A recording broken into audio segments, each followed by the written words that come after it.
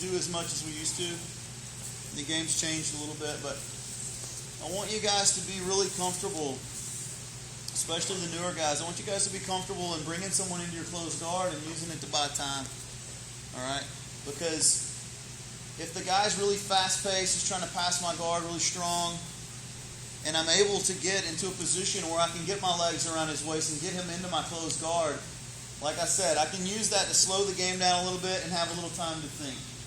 All right? So what we worked on yesterday was a couple of different things. We worked on a little bit of a loop choke in the fundamentals class, and that's what we're going to go over with today. So a lot of times the guy's in your closed guard, and he has a really good posture. All right? And guys are always going to keep their hands close to your hips and keep their elbows in close like this. So sometimes the battle is going to be either bringing his arms up here to bring his head a little closer to me, or just trying to pull his head down here at all is going to be the battle. All right? So, but for this particular one, we're going to go ahead and I'm going to take my right hand and I'm going to open his lapel up. And then from here, I can use the lapel to help myself climb here, and I'm going to get a really deep grip with my palm facing up across his collar. All right? So I'm reaching all the way into the left side of his collar here.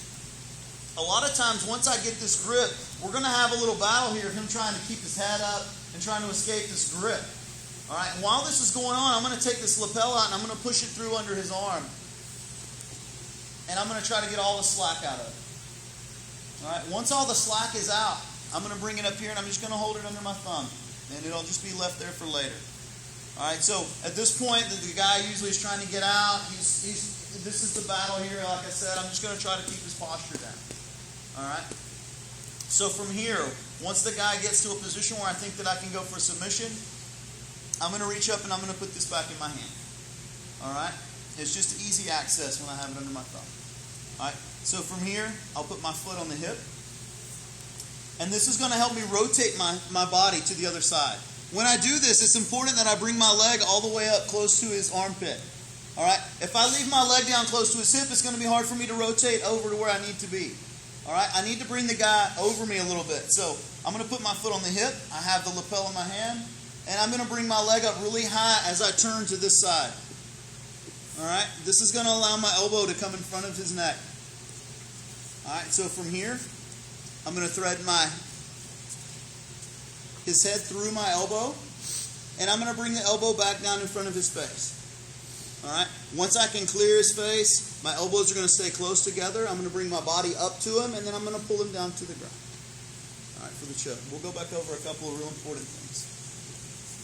All right, so from here, I open the guy's lapel, and I'm going to dig my hand in really deep with the palm up.